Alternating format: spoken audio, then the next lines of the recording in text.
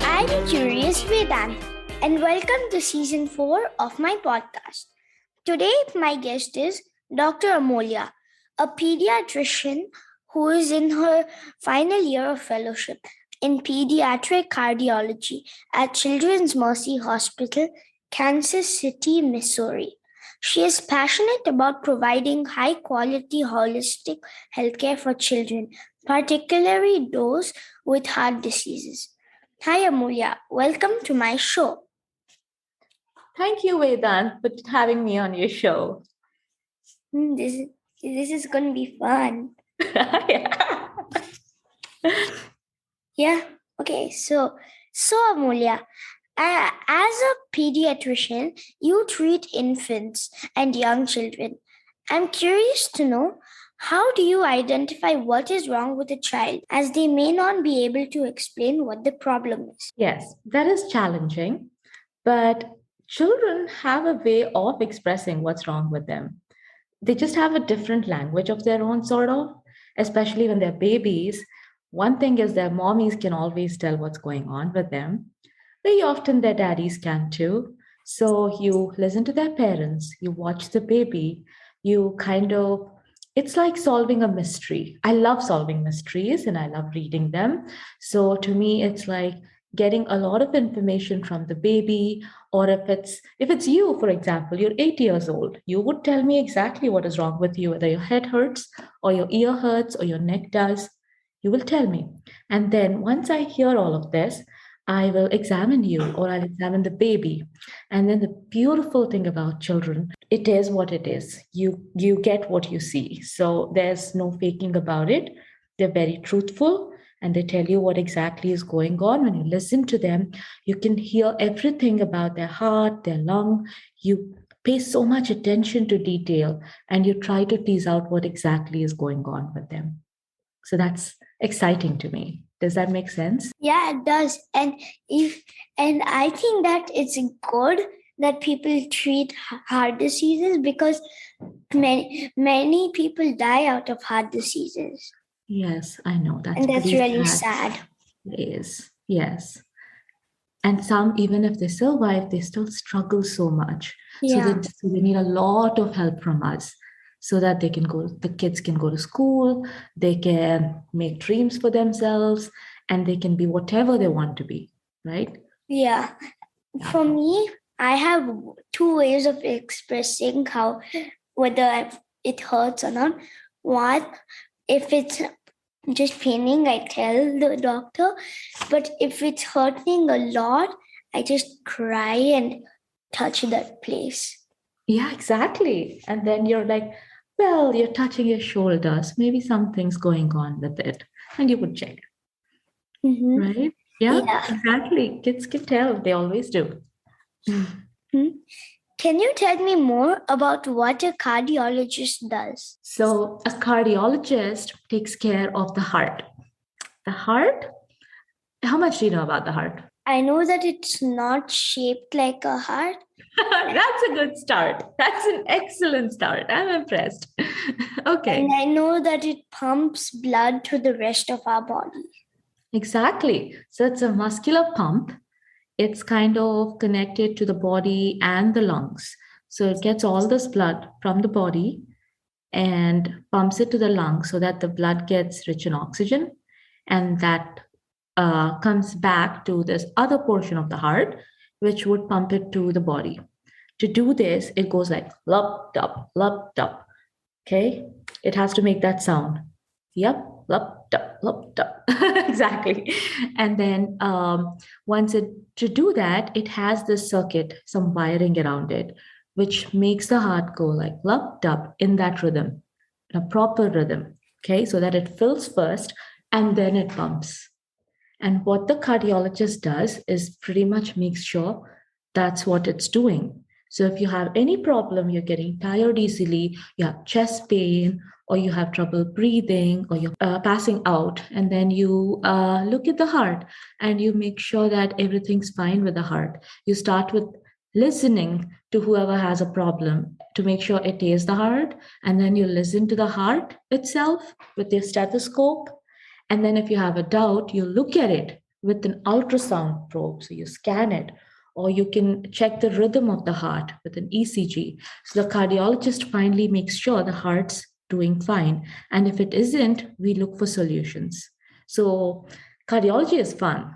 You can do so many things with it. You are a doctor, right? Like a doctor, you're listening to the patient, you're examining the patient, and then you're giving the patient medicines to feel better, to make sure the heart is healthy. But a cardiologist does other things, like a radiologist. That is, you look at the heart, you scan, and you get the heart on the screen. You take pretty pictures of the heart to make sure it looks fine. Or you can even go and fix things in the heart, like a surgeon almost. You don't have to open the heart up for that, but you kind of send these little devices into the heart to fix the problem, because it's all a pump. It's all like plumbing, you know. Do you have, like, if you have a problem with a tap in your house, or if you have a problem with a switch in your house, you call an electrician, you call a plumber. So the cardiologist is kind of that for your heart.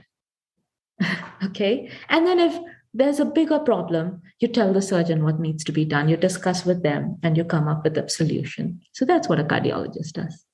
Does that sound exciting, or is it too many things? It sounds fun. Yeah. So basically, a cardiologist maintains your heart. It's like a maintenance person for your heart. Pretty much. Yes. Fixing and maintenance. That's what we do. So, as a pediatric cardiologist, you treat young children with heart conditions. What kind of heart conditions do children have? Children have a lot of different special heart conditions. So, some of it overlaps with what older people have, but most of it is an entire set in itself. So, children are born with birth defects a lot of time. It's sad, and it happens quite often. So, heart defects are the most common types of birth defects. Do you understand what birth defects are? Yeah. Right? So you're born with a heart which doesn't look exactly like it's supposed to. So the heart typically has four chambers, and it has these valves which are like doors, and they make sure blood is flowing in the right direction. And sometimes it's not formed that way. It has these extra holes in it, or it has some narrowing in it, or it's just not squeezing well enough, or you're sometimes born with just half a heart, just half of it. The other half is not formed altogether. Or you have the heart has to pump blood to the lungs and to the body. But in between, if there is a kind of a clog in your plumbing, then that's a problem too. And it's for no fault of theirs. It's not because they could have avoided it. They're just born with it while they're developing. So that's the scary part. And that's a major portion of what I do. I look at these children who are born with unique and not so perfect hearts, which are difficult to live with, and we try to come up with solutions so the kids can continue living with those hearts, either be it surgery or medicine or just nothing really sometimes. And that then there's another portion where the electricity is gone. So the heart's supposed to beat as lup dup. What if it goes like it's just beating too fast all of a sudden, or it stops beating, it stays quiet, it's like up, and then there's a pause. So then you go and you do something, you put in some wiring to remind the heart that it has to beat certain times a minute, 60 times a minute, for the kid to do fine. So that's also in pediatric cardiology in children. And then sometimes it's like adults. You have not taken good care of yourself, and you're eating everything out there. You're not exercising enough. That's usually in older kids. And then your heart has these vessels that supply blood to the heart, so that it can be energetic too. And those kind of clog down. And you have to help with that as well. But that's really a minority of it. Most of the time, you're dealing with what they're born with, or an infection with COVID, for example. Your heart can get infected, it can get tired. And then you have to help it. You have to make sure it's squeezing enough so that you can still stay active. So we do all of that. If the heart isn't functioning properly, like you said, like if it goes pop and then it stops, and then after probably 1 or 2 minutes, it again goes pop, won't it be a problem with the brain? Because doesn't the brain tell the heart to pump? Beautiful question. That's exactly my interest, in fact. So it's a field in itself. It's called cardiac neurodevelopmental outcomes. So it's a long and fancy word, but it is to make sure that no matter what's going on with the heart, sometimes you have to make the heart stop for a few minutes to be able to repair it, for the surgeons to stitch it. But then what do we do with the brain? How can the brain survive if there's no blood going to the brain, right? So we come up with different techniques to make sure that you're protecting the brain as much as you can with all of this. So whenever the heart tries to stop, you just jump on, you can even put the patients on a machine which acts like a pump instead of the heart. It's a whole heart lung machine which is going to beat for you, which is going to oxygenate the blood for you and make sure the brain is healthy. And that's really our top goal, to save the brain despite the heart. And then, worst case scenario, you get a new heart, you get a transplant. Yes, you get a transplant. Like a kidney transplant, right? Exactly. You can even do a heart transplant. Wow. Yeah. Can someone donate a heart? You can donate a heart, typically if it is a child or sometimes even a bigger person. When they pass away, you want to make sure that all your organs come to the best use, right? Understand, like you have skeletons in the graveyard or skeletons that you see from dead people? Yeah. Right? That's because our organs, they just kind of disappear after we die. Instead of that, you can use those organs to help another child live. So every one of us needs to be able to sign this paper saying, if anything, worst case, if something happens to me, you can use my heart, you can use my kidney, you can use my nails, my eye to help another child, help another person live. It's called organ donation. So you don't donate any, like your heart or your lungs when you're living, but after you die,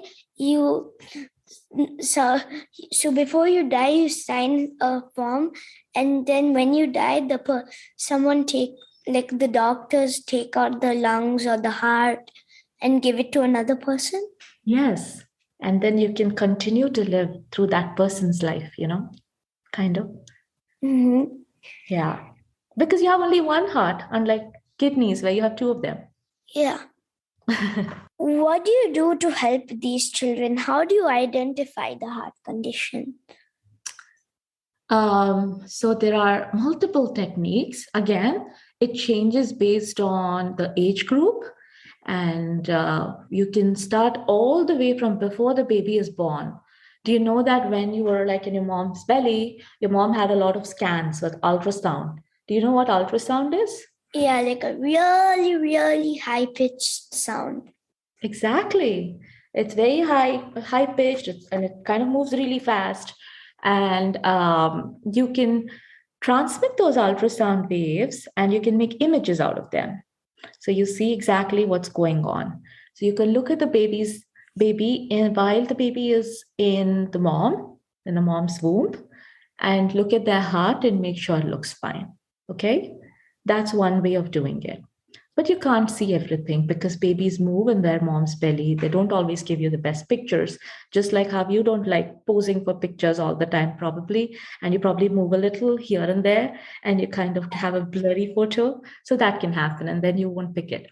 Or after that, as soon as the baby is born, and this is a drive in many countries. In India, it's coming up. In the US, it's a universal screening. As soon as the baby is born, you make sure that the baby has the right amount of oxygen levels.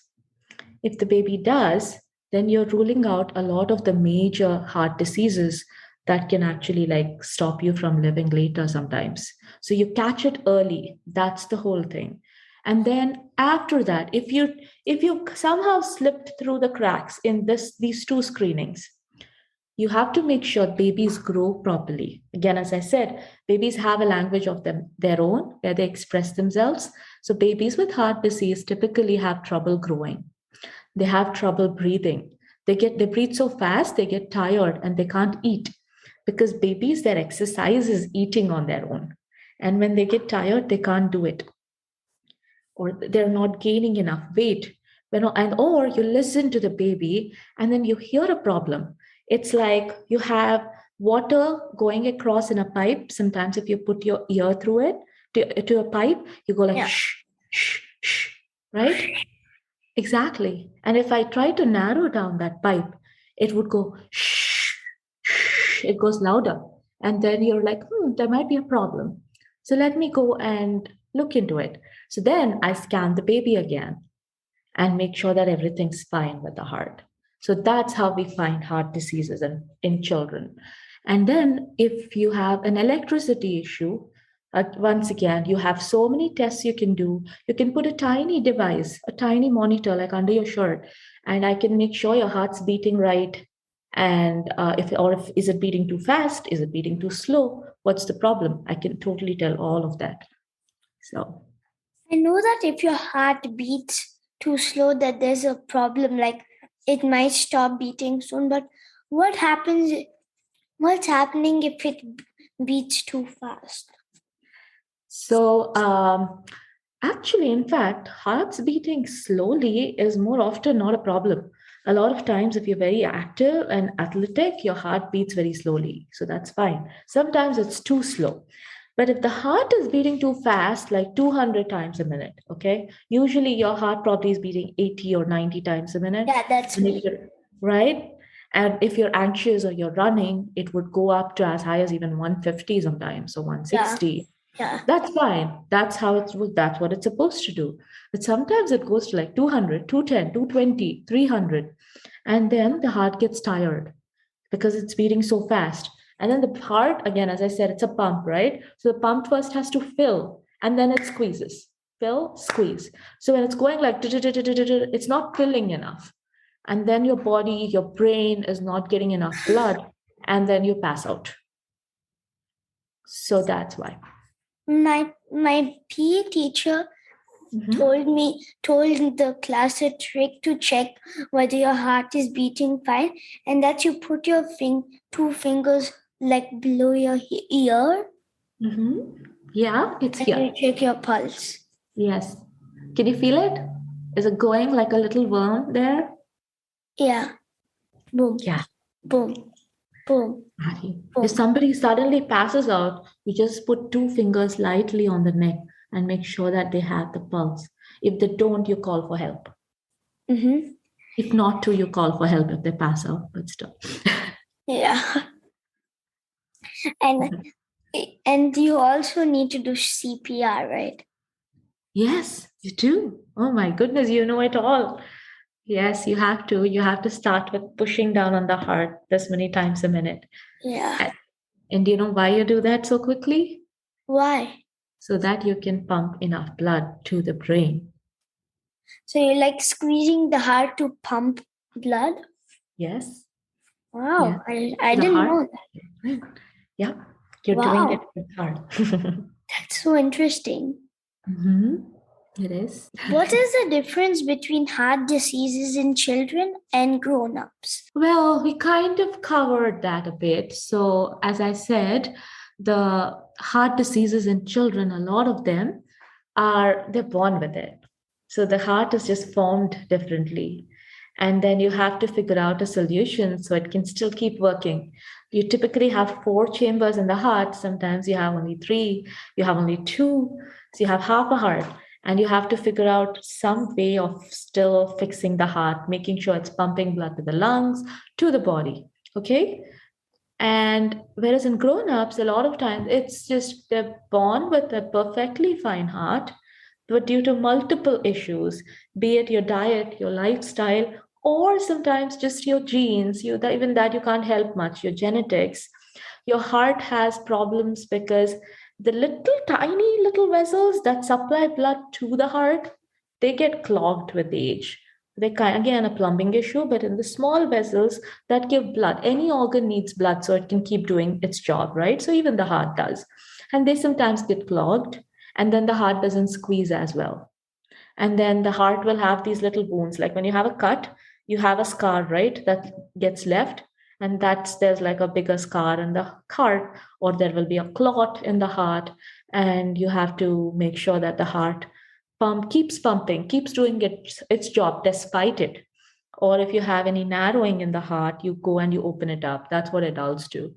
And I'm biased, so I think pediatric cardiology is way more exciting because you help these kids live and thrive despite their heart problems. You're not just fixing a problem in clinic. I'm not like, okay, this is your problem. This is what I'm going to do.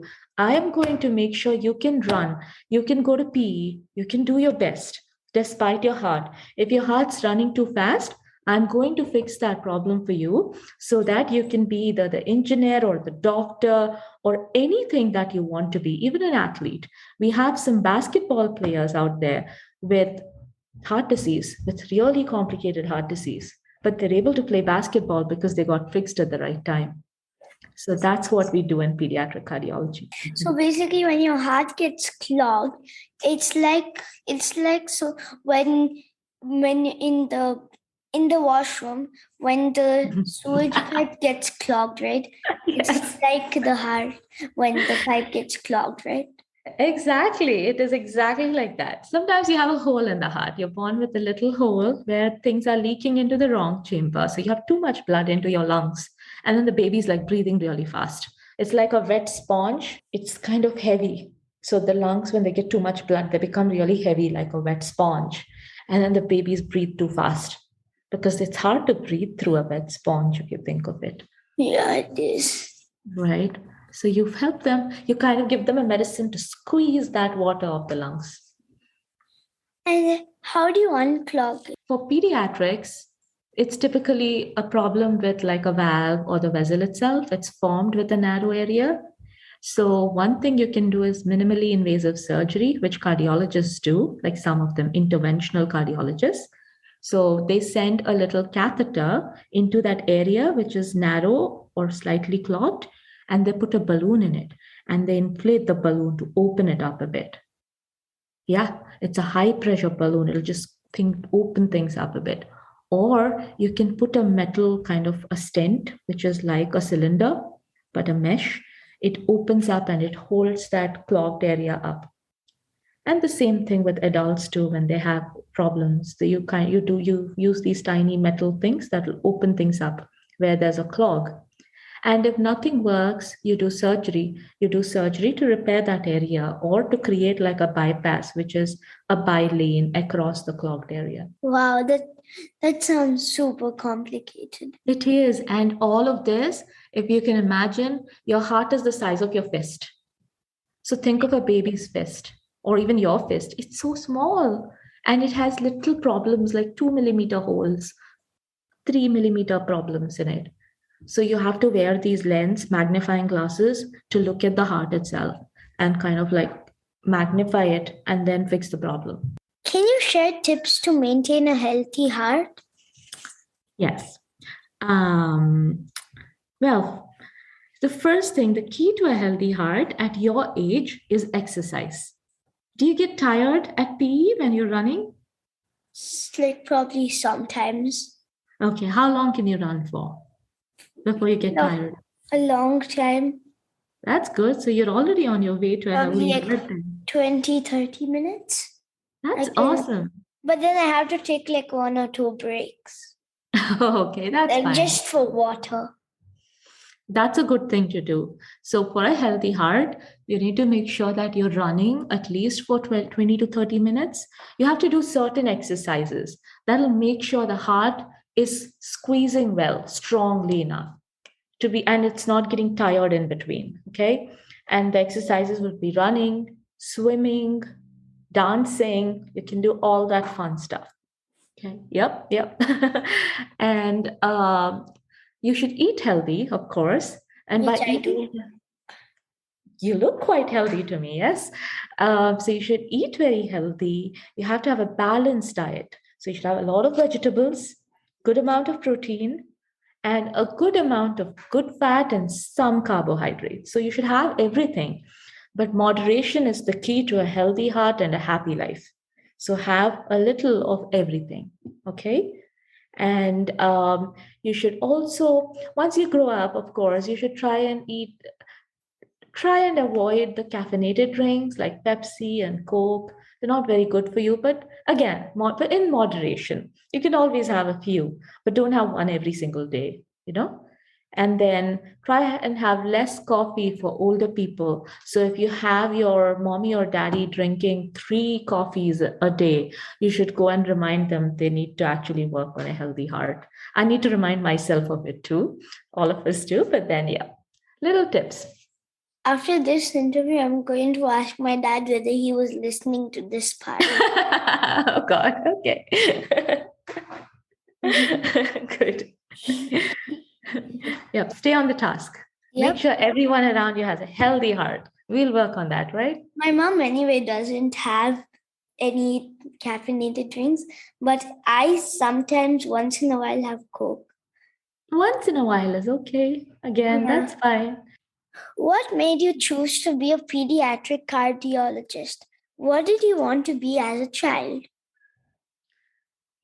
As a child, there was a point when I wanted to be everything, from an astronaut to an architect to a fashion designer and everything. So I was a little lost. I had my parents who were physicians, and so I didn't want to be a physician. And then at one point, I didn't want to be anything. But then I thought about it, and my sister helped me out a bit because I like to do a lot of things. I liked math, I liked geometry, I liked logic. I also liked biology. I loved talking to people, working with people, and I loved working with children. So, with all these interests, I was like, okay, maybe I can be a physician because I can do a bit of all of that as a doctor.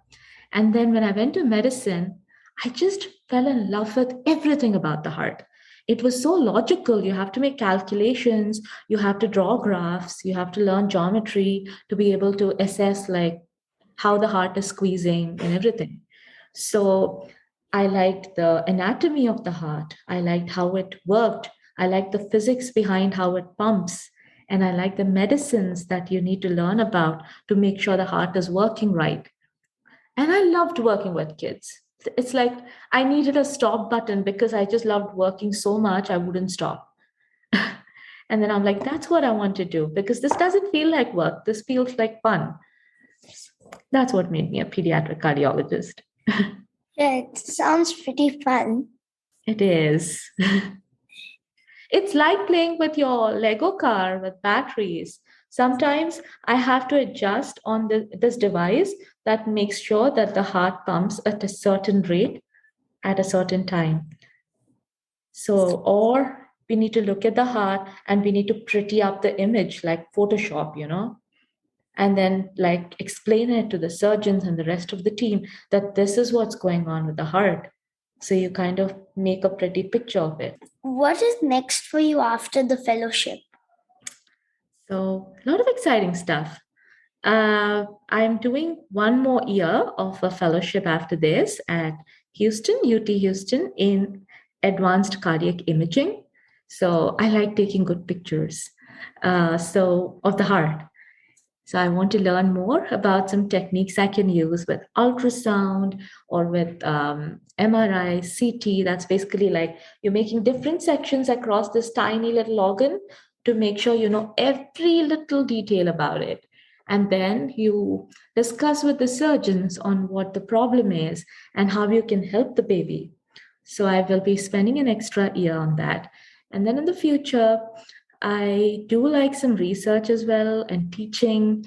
So I'm going to be looking for jobs where I can do all of this, where I can figure out if we are giving all our children across the globe the best care possible, if there's anything we can do to be better at what we're doing, and then to make sure that all these kids have their brains well protected and their best chance to their life later, despite their heart disease. That sounds really good. I mean, it's really amazing that you want to help children who have heart disease. Thank you, Vedant. Did I convince you to be a pediatric cardiologist? Yes, a bit. Yes. Yes. A bit? Okay. Not a bit. Not a bit, like probably 95%. Oh, 95%? That's great. Okay. Then we'll keep talking about this. We'll work on this. Yeah. What are your hobbies? My hobbies are I like art. Actually, like a lot of things. So outside of work, I like music. I like listening to music. I used to sing. I'm a bit out of practice right now. I like classical Indian, Carnatic music, and also some jazz. And then I like mixed media arts. So I basically like playing with all kinds of paints and a few materials and make something pretty out of it.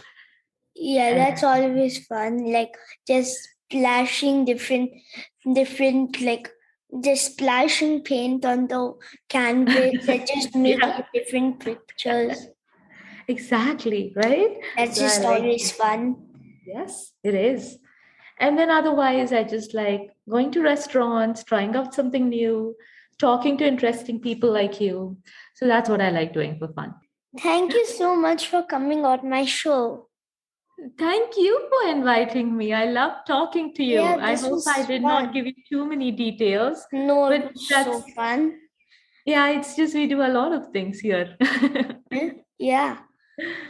Dear listeners, follow my Facebook page, Curious Vedant, to get updates on my upcoming episodes.